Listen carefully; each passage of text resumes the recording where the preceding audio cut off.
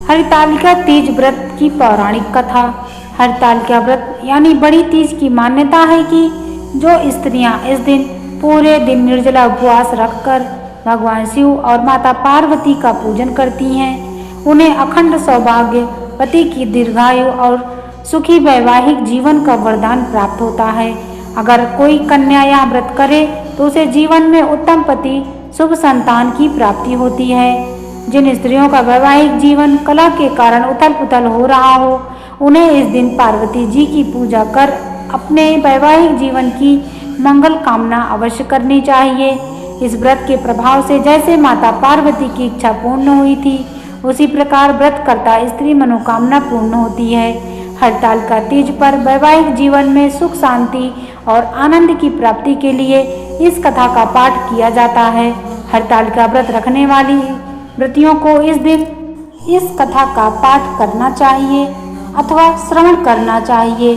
धार्मिक मान्यताओं के अनुसार इस कथा के पाठ के बिना हरतालिका तीज का व्रत अधूरा रह जाता है। आइए इस पावन कथा का श्रवण करते हैं। एक बार भगवान शिव ने पार्वती जी को उनके पूर्व जन्म का स्मरण कराने के उद्देश्य से इस व्रत के महात्म्य की कथा कही थी।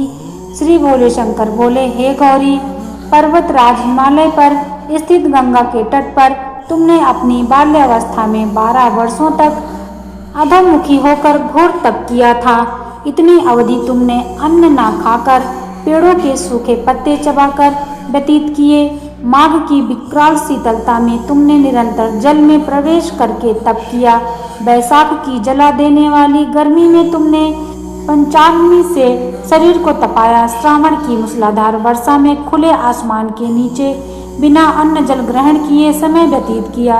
तुम्हारे पिता तुम्हारी कष्ट साध्य तपस्या को देखकर बड़े दुखी हुए थे, उन्हें बड़ा क्लेश होता था। तब एक दिन तुम्हारी तपस्या तथा पिता के क्लेश को देखकर नारद जी तुम्हारे घर पधारे। तुम्हारे पिता ने हृदय से अतिथि सत्कार करके उनके आने का कारण पूछा।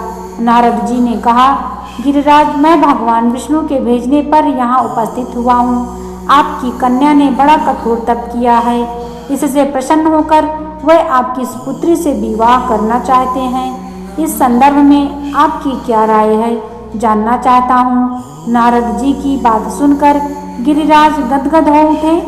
उनके तो जैसे सारे क्लेश ही दूर हो गए। प्रसन्न चित्त होकर वे बोले, श्रीमान, यदि स्वयं विष्णु मेरी कन्या का वरण करना चाहते हैं तो भला मुझे क्या आपत्ति हो सकती है। वह तो साक्षात ब्रह्म है। हे महर्षि, यह तो हर पिता की इच्छा होती है कि उसकी पुत्री सुख संपदा से युक्त पति के घर की लक्ष्मी बने। पिता की सार्थकता इसी में है कि पति के घर जाकर उसकी पुत्री पिता के घर से अधिक सुखी रहे। तुम्हारे पिता की स्वीकृति पाकर नारद जी विष्णु के पास गए और उनसे तुम्हारे ब्याह के निश्चित होने का समाचार सुनाया। मगर इस विवाह संबंध की बात जब तुम्हारे कान में पड़ी तो तुम्हारे दुख का ठिकाना ना रहा। तुम्हारी एक सखी ने तुम्हारी इस मानसिक दशा को समझ लिया और उसने तुम्हें उस विक्षिप्तता का कारण जानना चाहा।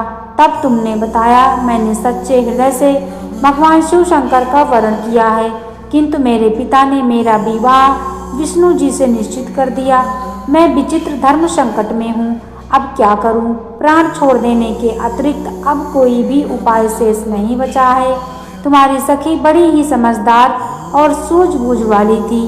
उसने कहा, सखी, प्राण त्यागने का इसमें कारण ही क्या है। संकट के मौके पर धैर्य से काम लेना चाहिए। नारी के जीवन की सार्थकता इसी में है कि पति रूप में हृदय से जिसे एक बार स्वीकार कर लिया, जीवन पर्यंत उसी से निर्वाह करें। सच्ची आस्था और एक निष्ठा के समक्ष तो ईश्वर को भी समर्पण करना पड़ता है। मैं तुम्हें घनघोर जंगल में ले चलती हूँ, जो साधना स्थली भी है, और जहाँ तुम्हारे पिता तुम्हें खोज भी ना पाएं, वहाँ तुम साधना में लीन हो जाना। मुझे विश्वास है कि ईश्वर अवश्य ही तुम्हारी सहायता करेंगे। तुमने ऐसा ही किया।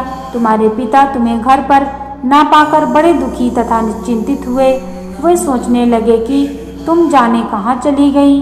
मैं विष्णु जी से उसका विवाह करने का प्रण कर चुका हूँ। यदि भगवान विष्णु बारात लेकर आ गए और कन्या घर पर ना हुई तो बड़ा अपमान होगा। मैं तो कहीं मुंह दिखाने के योग्य नहीं रहूँगा।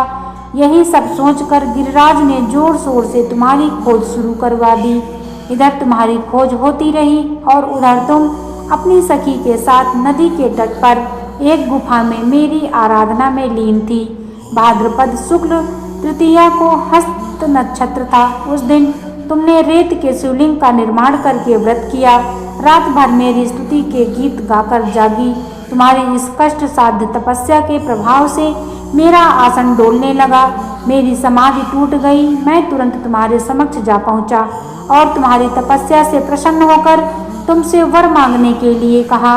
तब अपनी तपस्या के फलस्वरूप मुझे अपने समक्ष पाकर तुमने कहा, मैं हृदय से आपको पति के रूप में वरण कर चुकी हूँ। यदि आप सचमुच मेरी तपस्या से प्रसन्न होकर आप यहाँ पधारे हैं तो मुझे अपनी अर्धांगिनी के रूप में स्वीकार कर लीजिए। तब मैं तथास्तु कहकर कैलाश पर्वत पर लौट आया। प्रातः होते ही तुमने पूजा की समस्त सामग्री को नदी में प्रवाहित करके अपनी सहेली सहित व्रत का पारण किया। उसी समय अपने मित्र बंधु व दरबारियों सहित गिरिराज तुम्हें खोजते खोजते वहां आ पहुँचे और तुम्हारी इस कष्ट साध्य तपस्या का कारण तथा उद्देश्य पूछा। उस समय तुम्हारी दशा को देखकर गिरिराज अत्यंत दुखी हुए और पीड़ा के कारण उनकी आंखों में आंसू उमड़ आए थे। तुमने उनके आंसू पोंछते हुए विनम्र स्वर में कहा, पिताजी, मैंने अपने जीवन का अधिकांश समय कठोर तपस्या में बिताया है। मेरी इस तपस्या का उद्देश्य केवल यही था कि मैं महादेव को पति के रूप में पाना चाहती थी। आज मैं अपनी तपस्या की कसौटी पर खरी उतर चुकी हूँ। आप क्योंकि विष्णु जी से मेरा विवाह करने का निर्णय ले चुके थे, इसलिए मैं अपने आराध्य की खोज में घर छोड़कर चली आई। अब मैं आपके साथ इसी शर्त पर घर जाऊंगी कि आप मेरा विवाह विष्णु जी से न करके महादेव जी से करेंगे। गिरिराज मान गए और तुम्हें घर ले गए। कुछ समय के पश्चात शास्त्रोक्त विधि विधान पूर्वक उन्होंने हम दोनों को विवाह सूत्र में बांध दिया। हे पार्वती, भाद्रपद की शुक्ल तृतीया को तुमने मेरी आराधना करके जो व्रत किया था उसी के फलस्वरूप मेरा तुमसे विवाह हो सका। इसका महत्व यह है कि मैं इस व्रत को करने वाली कुंवारी को मनवांछित फल देता हूँ। इसलिए सौभाग्य की इच्छा करने वाली प्रत्येक युवती को यह व्रत पूरी एक निष्ठा तथा आस्था से करना चाहिए। इस व्रत से जुड़ी एक मान्यता यह भी है कि इस व्रत को करने वाली स्त्रियां पार्वती जी के समान ही सुखपूर्वक पति रमण करके शिवलोक को जाती हैं। सौभाग्यवती स्त्रियां अपने सुहाग को अखंड बनाए रखने और अविवाहित युवतियां मन मुताबिक वर पाने के लिए हरितालिका तीज का व्रत करती हैं। इस दिन व्रत करने वाली स्त्रियां सूर्योदय से पूर्व ही उठ जाती हैं और नहाकर पूरा श्रृंगार करती हैं। पूजन के लिए केले के पत्तों से मंडप बनाकर गौरी शंकर की प्रतिमा स्थापित की जाती है। इसके साथ पार्वती जी को सुहाग का सारा सामान चढ़ाया जाता है। रात में भजन कीर्तन करते हुए जागरण कर 3 बार आरती की जाती है और शिव पार्वती विवाह की कथा भी सुनी जाती है। इस व्रत के व्रती को शयन का निषेध है, इसके लिए उसे रात्रि में भजन कीर्तन के साथ रात्रि जागरण करना पड़ता है। प्रातःकाल स्नान करने के पश्चात श्रद्धा एवं भक्ति पूर्वक किसी सुपात्र सुहागिन महिला को श्रृंगार सामग्री, वस्त्र, खाद्य सामग्री, फल, मिष्ठान एवं तथा यथाशक्ति आभूषण का दान करना चाहिए। रेत के शिवलिंग बनाए हैं तो उनका जलाशय में विसर्जन किया जाता है और खीरा खाकर व्रत को संपन्न किया जाता है। इस व्रत में इस मंत्रों को बोलना बेहद ही शुभ माना जाता है। माता पार्वती की पूजा करते समय इस मंत्र का जाप करें। ओम उमाय नमः, ओम पार्वतये नमः, ओम जगदात्रय नमः, ओम जगत प्रतिष्ठाय नमः, ओम शांति रूपिणाय नमः, ओम शिवाय नमः। भगवान शिव की आराधना करते समय इन मंत्रों का जाप करें। ओम हराय नमः, ओम महेश्वराय नमः, ओम संभवे नमः, ओम शूलपाणये नमः, ओम पिनाक विषे नमः, ओम शिवाय नमः। ओम पशुपतये नमः। ओम महादेवाय नमः।